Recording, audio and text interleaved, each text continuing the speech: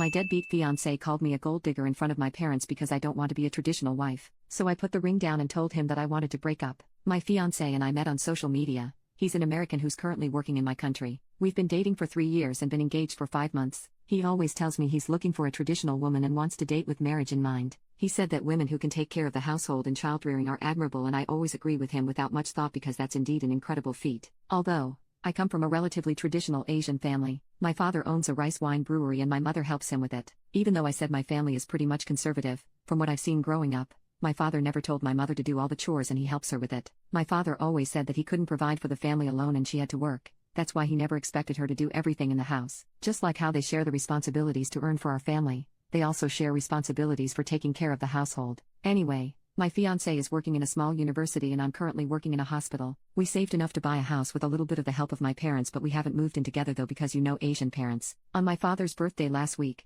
we talked about marriage once again. He doesn't think his income alone would be enough after our marriage and it's giving him insecurity, so I suggested that I keep working after marriage and that's not a problem because we'd be partners. My father even offered that we take over his brewery, and while I found the idea lovely, my fiancé on the other hand seemed hesitant about it, but he agreed that I should keep my job. That was where the first problem started. I told him that since I had to work then I expected he'd help with the household chores later. After I said that, he suddenly got irritated. He said that he had been telling me he was looking for a traditional woman and that now he had been catfished since I didn't want to take care of every house chore because I'd still work anyway. Whenever he said he was looking for a traditional spouse, I always thought that he'd also be a traditional spouse, aka being the sole provider, so I could focus on taking care of the house and child if we ever have any. But when I told him that, he said I'm a gold digger and materialistic like any other woman, even when I never once asked him to be the sole provider. My parents don't really speak English, so they only could understand a bit and a piece of what we said. He brought that up first. Mind you, I didn't even let him spend alone when we went out on a date. Even my father willingly offered his brewery if we wanted to take care of it as a means to provide for ourselves. So where's the gold I should have been digging here?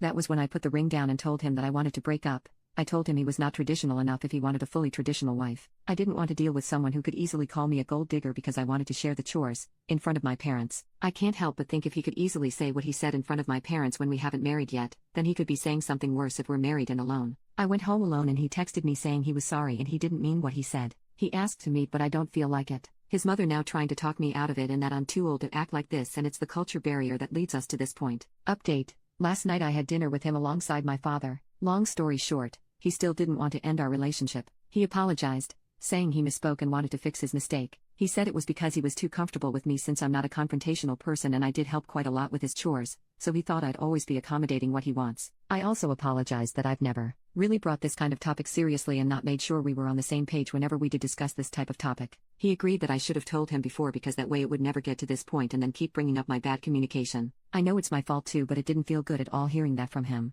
Even if he had admitted his faults and never spoke badly to me before except for that one time, I still can't shake off my distrust of him. I don't know why, but what happened last week is like an instant feeling repellent. So, I returned the ring he gave me and told him I'd return more than half of the amount we used to buy our house. He initially refused the money, saying he wanted to keep trying to win back my trust and me to keep in contact with him, but this morning he said I can transfer his money because marriage is not happening now and tried to prevent me to sell the house nor tell our mutual friends that marriage is off the table. So, I just updated almost all of my group chats and now I'm single. My now ex-fiancé got a red flag so big, China would be crying with envy.